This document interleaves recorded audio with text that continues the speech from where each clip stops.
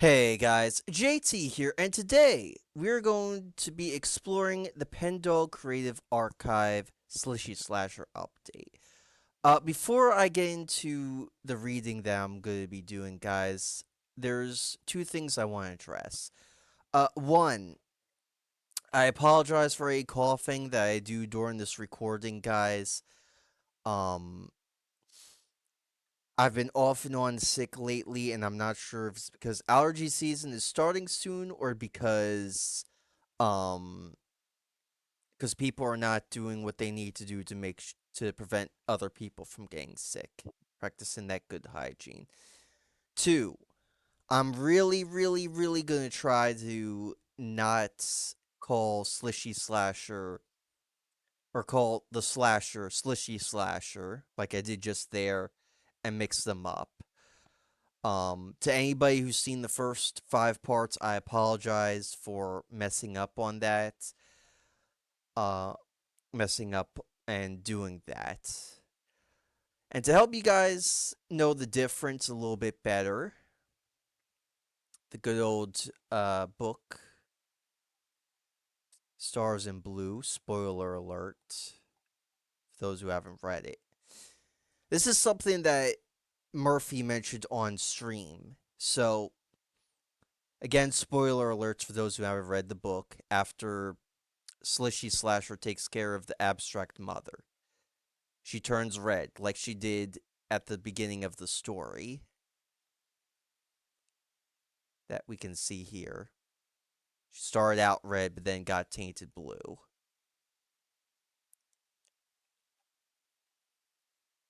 Um, Here we go. So this is Slishy Slasher. She's red. She's not blue. Dubba dee dubba da.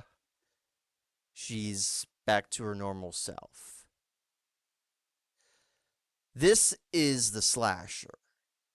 What happened to Slishy's blue self, basically? Got filled with all the negativity and assumptions people made about Jane's art and is now roaming the streets and cities. So, best way to remember, Slishy is the doctor, Slasher is the killer. And that's who we've been going on a walk with, a killer. Well, she did mention something about an art gallery, so what exactly happens here? Let's ask this old guy. The worst part of all this to the security officer was that it had even been his shift when the fire started. Not the noises, not the harrowing and heckling and hazing, not the speed at which these things intensified leading up to the week of the accident, not the priceless art lost, not those caught in the blaze, not the extensive process in which he was questioned by his supervisors, the higher ups, the owners, the law, by everyone around him. It was, again, that it wasn't his fault. It was all just a big accident. He told them again and again until they wearily accepted his lie. He was the only employee who smoked in the building. Oh, he'd gotten complaints from day one. Never let it be said this habit hadn't earned him shit.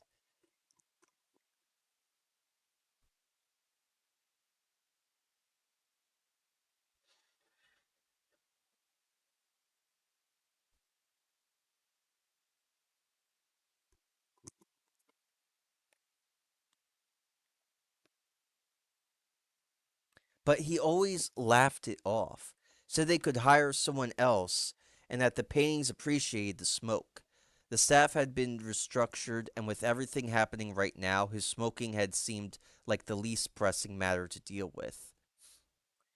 And yet, when the wreckage had been meticulously slifted and overturned, when they found that cigarette, all eyes descended on him.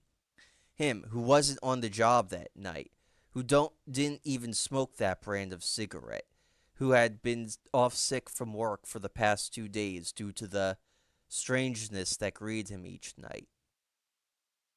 and he'd been fired after 10 years of being there, just like that. Blocky hands nervously fumbled for a lighter. They've been doing that more frequently with everything happening, almost an involuntary action.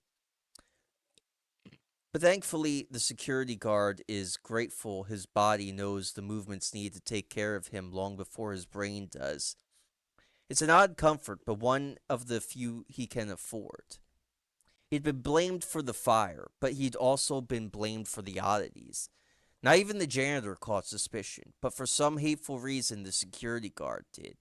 In all his unassuring presence, he drew everyone's ire. Sorry, in all his plane. He was like a stress ball or rubber tire, a stop sign idiots fired buckshots at when they need to lash out, an uneasy, unmotivated cement block. He had been there the night of the fire, or when the museum had acted up, but he'd been there before those dates, and during those nights, he would chase what seemed to be intruders right until their shadows resolved into potted plants and podiums. This would happen every night, and he never found himself able to describe the shapes of the shadows that prompted him to scramble halfway across the gallery.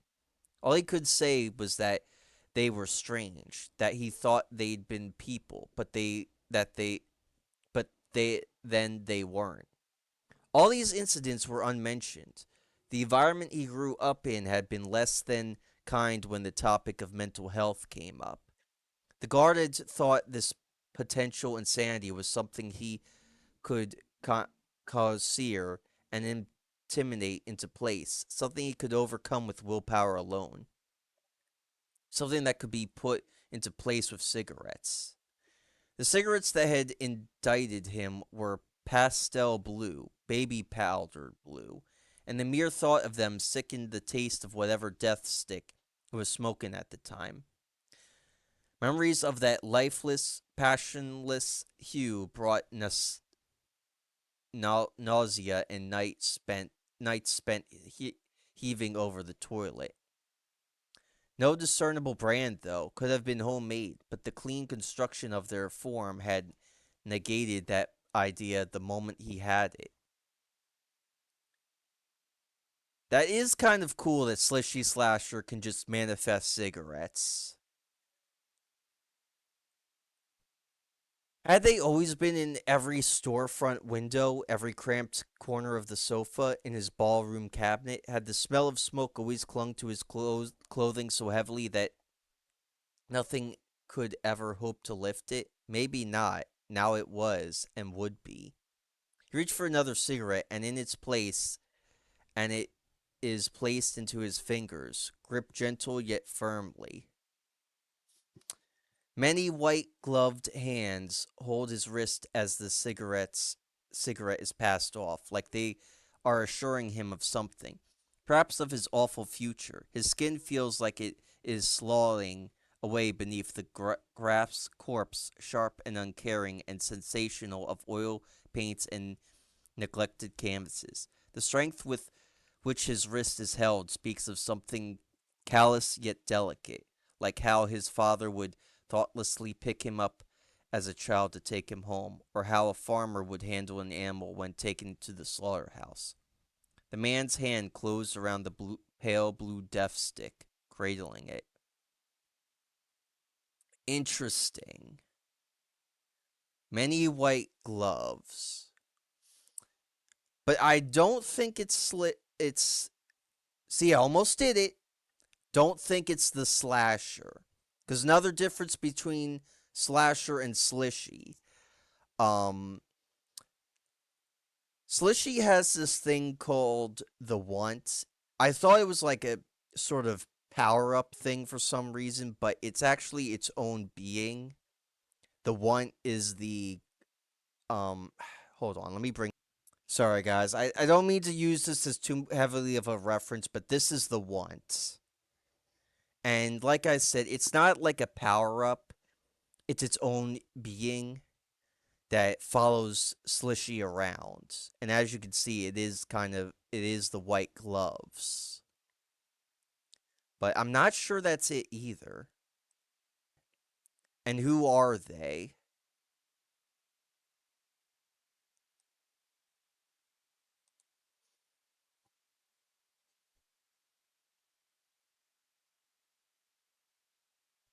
Well, what about the student here? Let's see what he has to say. Visiting this place had, at the time, felt like the right thing to do. A way to get away from the bullshit happening over at campus, which we may or may not find out about later on. But more importantly than that, a way to pay his respects. Jane was dead or worse. Everyone on campus had agreed on this. He'd only met her briefly in her senior year, but she had left such an impression on him that they'd stayed in touch right up until she'd slipped out of everyone's lives. He wasn't sure what he could have done for her. They never became close friends as much as acquaintances right until the end. Could anything have been done for her? Maybe if she had told them what was going on with her life. If she'd not left those details to be discovered after her passing. That's the lie everyone tells themselves, easing their guilty bedtime woes. However, those who had the greater scope, such as I, know that Jane had reached out, had asked for advice, had found nothing that made enough sense to grasp onto. Interesting. Such as I. Is this you writing all this, Slasher? Acquaintances, not friends. Jerry had to remind himself of this constantly. Don't get so worked up over one person who you knew for such a brief time. She could be dead in the gutter, but it's okay. You were just acquaintances. So why did he feel guilty? Why had he hopped on a train and visited a place she casually mentioned once in a conversation he no longer remembers the details of? Why did he feel nauseous seeing the scope of the work that Jane so admired? It was so very violent. Limbs, bodies, leering faces, pale skins, thin lipped caricatures, depictions of brutality in every manner. Suits, ties, ball gowns, the glistering light of pearl necklaces mixing with the gross shimmer of organs tumbling to the painted floors. From what he understood, this exhibit was a bit of a shared work with each painting, regardless of painter, ostensibly being connected within the same setting. Sometimes the character would show up in a different artist's painting, but never in the same room as another featuring it. The effect this created was something like a scare maze, haunted house, or immersive walkthrough play. There was no plot which was being agitated. There was no plot given which was being agitated, forcing him to use his brain and make up a story on his own. As he'd walked along the small building, the idea in his mind was that this was a riot, but also he also found the idea of it taking about the pretense of a legitimate uncivilized violence versus the facade of Westerners' civilized violence. The idea that Jane might have visited this place as a child was a bit worrying to him, but thinking on it, he'd seen grotesque movies in his own youth that others might question his access to. Some of the paintings were strangely empty, something he assured to be his stylistic choice, but one of the other patrons seemed very insistent it was not. Strange woman. He'd wanted to understand her.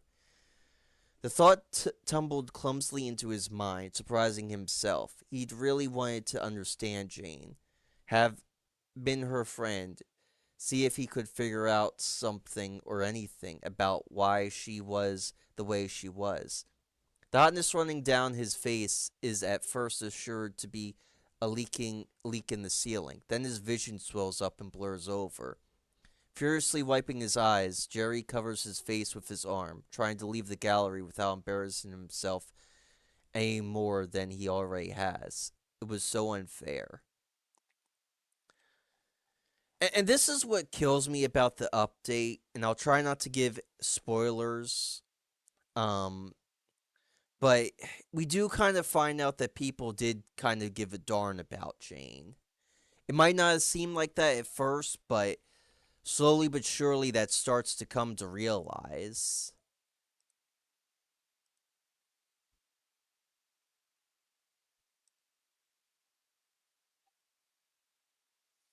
All right, this is the long one, but I am going to go through it like a boss and then end it here. It also might be for, it also would explain a couple of things too. Ronnie had, in her time working this job, never once heard a kind word from the people who visited.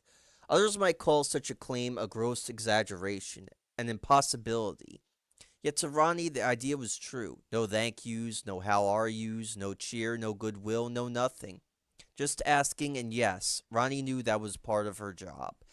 Yet it hardly helped to know that when the constant stream of the drooling Olaf public tested her capacity for goodwill again and again. Oh, how they tested her patience. Some days, Ronnie fantasized about jumping over the counter and braining some of the idiots she dealt with. Haven't we all?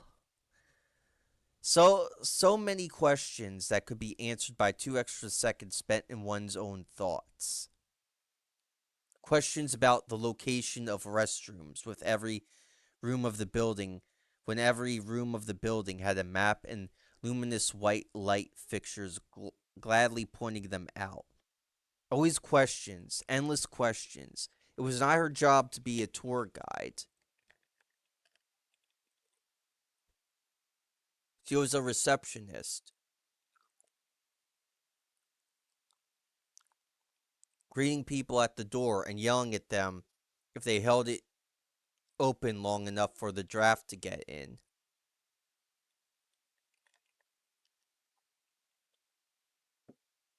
Sorry for the pauses, guys. Trying to take some sips of water, because again, long reading here.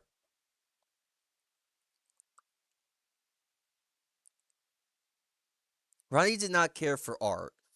She did not care for most things in this world. If anything, she cared less about the profession after being forced to work with them for so long. If the general public was an unwitting grievance, if the general public was an unwitting grievance, then artists were a malicious one. The artists here were loud and annoying, constantly fighting over things that did not matter, breaking the rules and shouting. No, screaming at her when Ronnie tried to make them aware of such violations.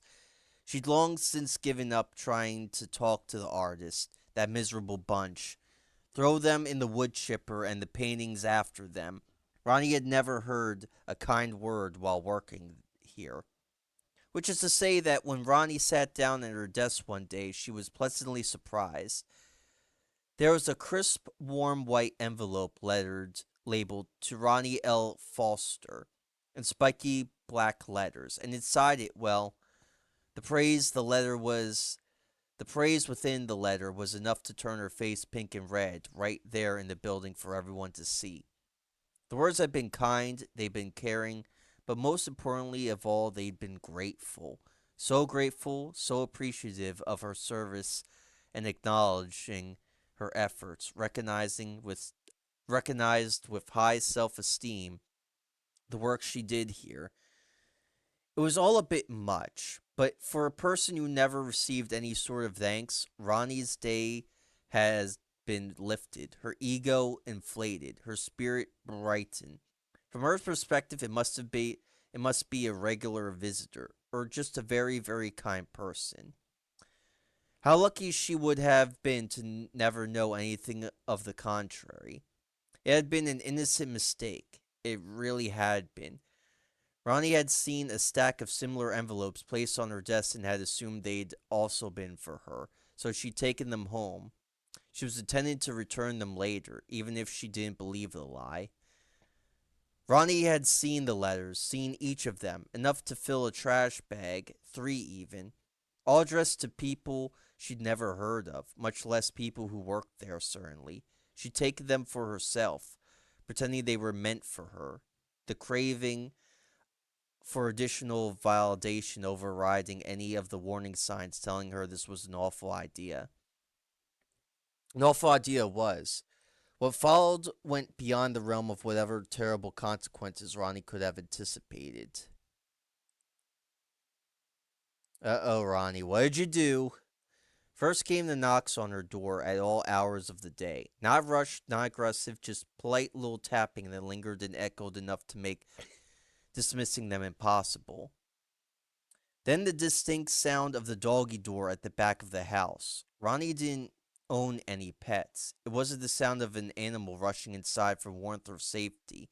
No, it was the sound of a hand gently lifting the flap.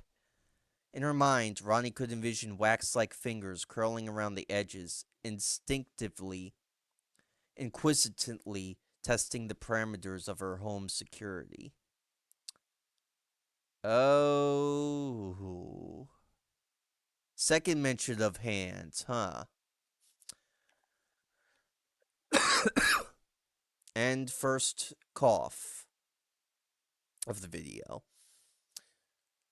Whenever Ronnie would turn away, they'd be the there'd be the feeling of something itching, crawling, exploring, fingering on the edges of mail slots, teetering on the corners of doors, anxiously waiting to pry open windows.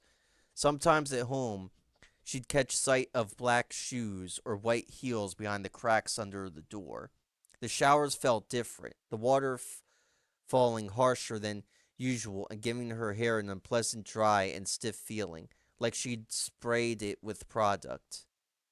Nearly dry flecks of paint began showing up in the oddest of places. On her hair, in her clothing, on the furniture. Ronnie would set her hand down, feel her fingers along some curious texture, then feel something pop beneath her hand, staining it with paint. This had happened countless times in just a few days. In a moment of panic, she covered all her valuables and sentimental possessions with work tape, scrubbed the house until her knuckles bled, and thoroughly sanitized every inch, only for more paint bubbles to crop up whenever she lost focus. What drove her over the edge, funnily enough, was that someone was stealing her mail. Oh no, not the mail! Someone was stealing her mail. She knew this for a fact. Important bills and invitations would never reach her fingertips. Her being aware only upon receiving annoyed or stern phone calls about never responding. Of all the stalking, the paranoia, and nights feeling hands changed the organization of her room. This was the greatest indignity of them all. They were stealing her fucking mail. It wasn't just mail that was stolen, however. Soon Ronnie noticed her words failing to rouse people the way they should. The words just never seemed to reach their ears. This perplexing development went the other way, too. Ronnie would often be startled to attention by people shouting at her after repeating what they said the first, second, and third time. They asked why she was daydreaming, why she wasn't acknowledging them. Sometimes she could even hear their words, but in those cases she found she could no longer even understand them. All information, both written and spoken, were being untangled like a loose thread. Everything was uncoiling from understanding. It was it was in this hopeless state that Ronnie was approached by a woman that to her looked like a corpse. A tall blue violence she likened to something drudged out of a shower drain, tangled and repulsive. The woman had, in a clear voice that cut through whatever spell she was under, asked for directions. And when Ronnie had given her a marked map, the woman regarded her with a harsh but not unkind gaze. It's the slasher!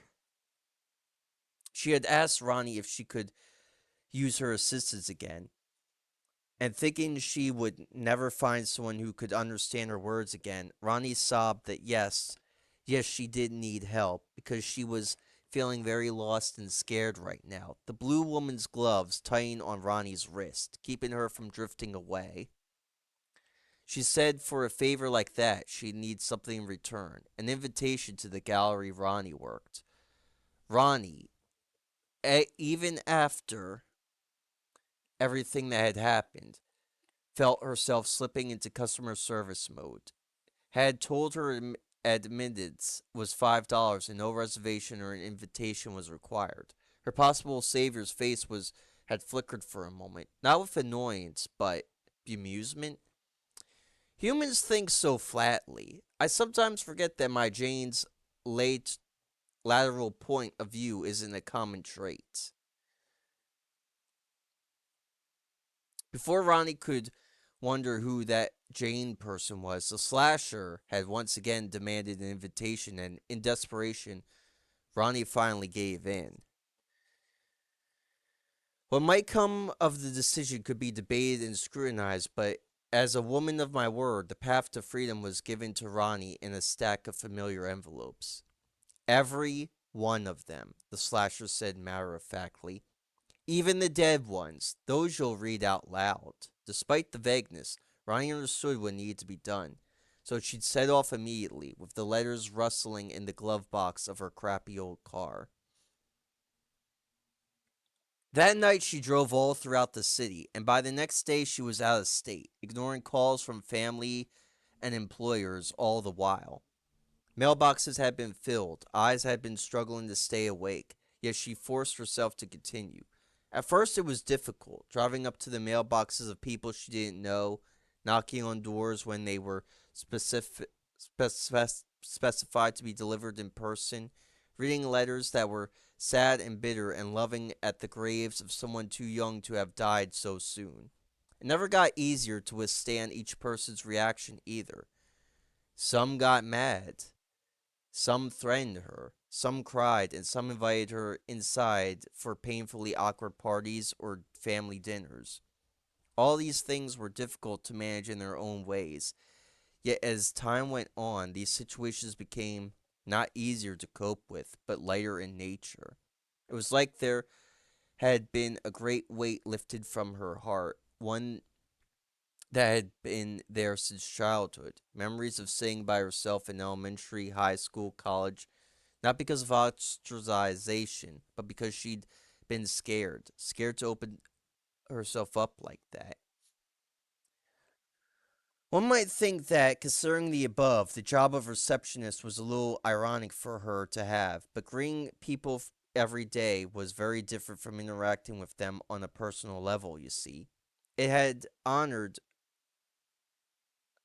Ronnie's skills in seeing the surface level to a fine point, a point that punctured the earnest attempt of others to try and know her. Yet as she traveled, reading at graveyards whose atmosphere soaked through her upper demeanor, she felt herself soften, grow a little more understanding of the masses she had once loathed. Not to say they weren't still annoying to deal with, or something scary, but she felt that she could understand them easier, could understand them at all. Throughout the course of her journey, many friends had been made. She had found people who lifted her from the dark thoughts, people who cared, people who hugged her, people who comforted her, people she knew better than family.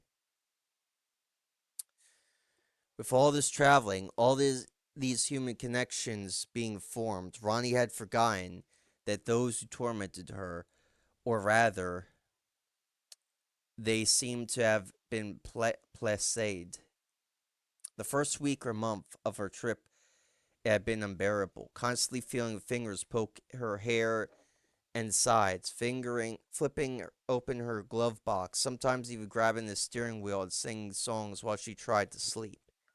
Yet compared to the occurrences of months before, these actions seemed relatively tame, more playful than malicious. When the last letter had been delivered, a great sound was heard by her ears alone. One that she struggled to describe, but if forced to, would explain it like this. In much the same way one's ears pop when ascending to great heights, Ronnie's had too, and with that disorienting sensation followed the sound of hundreds of things slipping past, through, inside, out of each other, like many limbs being unfolded. Her car had visibly risen several inches as if freed from some burdensome cargo. The ground around her had decompressed as if, for at least as far as the horizon, there had been an incommunicable vast crowd standing there. Whoever they had been, they were gone. She found they had paid her mortgage while she was away, so at least when she returned home, she could pack her things and leave without issue. Not to escape the house she'd been tormented in, no, but because she'd found the feeling of traveling so exhilarating that she couldn't imagine going back to a life dwelling in one place. She didn't even bother checking in with her own job before departing. She was sure, however, that they'd do just fine without her. So I forget the name that Murphy gave the hands and gloves, but they're basically these creatures that are in the artwork soul, I guess you could say. If anybody from PLC wants to correct me, feel free to do so. Again, I forget the name that Murphy gave them, and I don't think it's described here. But that's a very interesting concept. The idea of art reaching back out to its viewers to thank them for being seen or to just respond to them. And that's kind of a common theme with Pendog Creative Archive is that the art responds back for better or for worse. And with that, we are going to pause it. I will make sure to read the rest of these entries. This is JT signing out. See you guys next. See you guys next time. Peace.